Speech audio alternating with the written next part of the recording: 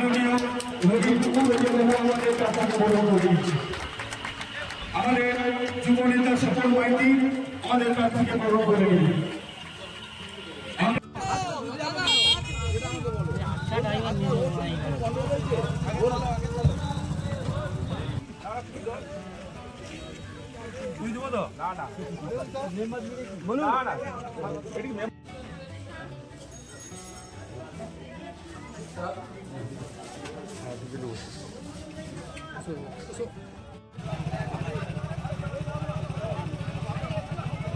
মমতা বন্দ্যোপাধ্যায়ের মনোনীত প্রার্থী বাপি হালদারকে জনগণ চিহ্নে ভোট দেন।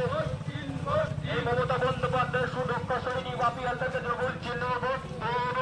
সব টিভিতে ছবি আসবে।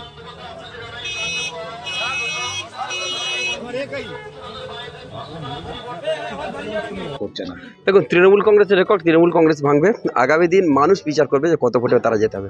কত ভোট, আমি জ্যোতিষ নই যে কত ভোটে জিতবো বলে দেবো। প্রতিষ্ঠিত করাই হবে আমার প্রথম কাজ, যেটা কেন্দ্রীয় সরকার বাংলার মানুষের অধিকার থেকে বঞ্চিত করেছে। 100% নিশ্চিত বাপি বাবু মথুরাপুর লোকসভা কেন্দ্র থেকে তিনি নির্বাচিত হচ্ছেন। আর যে গ্রাম পঞ্চায়েতের উপর দিয়ে আজকের কর্মসূচি, এই ধবলাটের গ্রাম পঞ্চায়েতের প্রাণপুরুষ ছিলেন আমাদের প্রয়াত পঙ্কেশ মাইতি। তারপরে আমাদের সজল চন্দ্র বারিক মহাশয়ের নেতৃত্বে তার যে টোটাল টিম আছে সেই টিমের নেতৃত্বে, তাছাড়া গঙ্গাসাগর বকখালি ডেভেলপমেন্ট অথরিটি গঠিত হওয়ার পর প্রথম যে অঞ্চলটা অন্তর্ভুক্ত হয়েছিল সেটা হচ্ছে গঙ্গাসাগর এবং ধবলাট।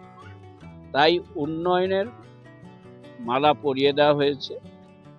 এই জায়গাতে ধবলাটের থেকে কমপক্ষে 7,000 থেকে 8,000 ভোট মানুষ। আপনাকে জানাই স্বাগতম। মথুরাপুর লোকসভা কেন্দ্রে মনোনীত প্রার্থী বাপি হালদার মহাশয়, আপনাকে জানাই স্বাগত। মথুরাপুর লোকসভা কেন্দ্রে মনোনীত প্রার্থী বাপি হালদার মহাশয়, আপনাকে জানাই ভালো করে স্টিল করবি, আমি নিয়েছি তেমন তুই নিয়ে নে।